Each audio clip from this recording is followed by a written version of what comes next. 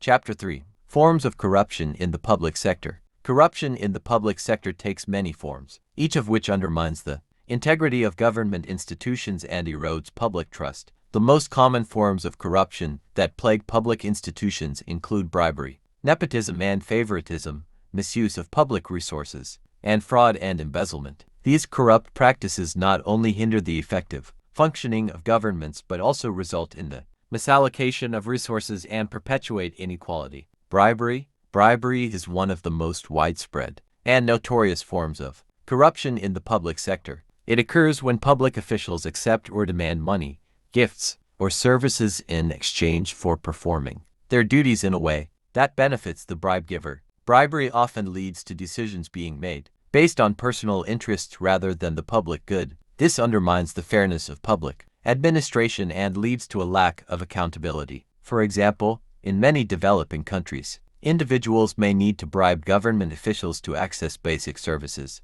such as obtaining permits, licenses, or even public health care. This not only burdens citizens financially but also discourages honest citizens from engaging with the public sector. Nepotism and favoritism. Misuse of public resources. Misuse of public resources is another form of corruption that occurs when public officials use government property, funds, or services for personal benefit. This can involve the misuse of public vehicles, office supplies, or even public funds meant for development projects. The abuse of resources often leads to inefficiencies, waste, and even the diversion of resources from vital projects or services that benefit the public. For example, officials may use government vehicles for personal travel or divert public funds allocated for infrastructure projects into their own pockets. This type of corruption weakens the ability of the government to serve the needs of the people and hinders national development. Fraud and embezzlement. Fraud and embezzlement are particularly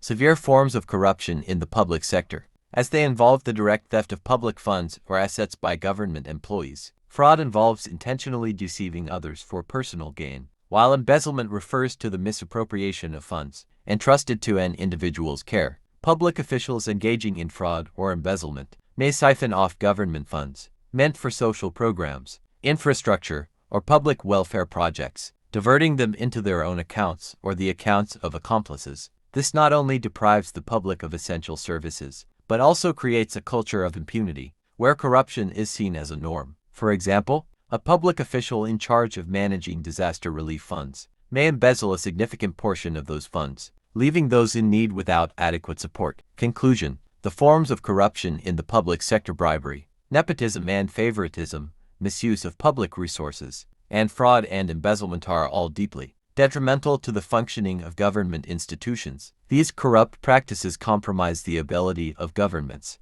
to deliver services efficiently, waste public resources, and undermine the trust of citizens in their leaders and institutions. Addressing these issues requires systemic reforms, transparency, and accountability to ensure that public sector corruption is effectively reduced and ultimately eradicated. If you want a book written on any other topic, I can write it for you.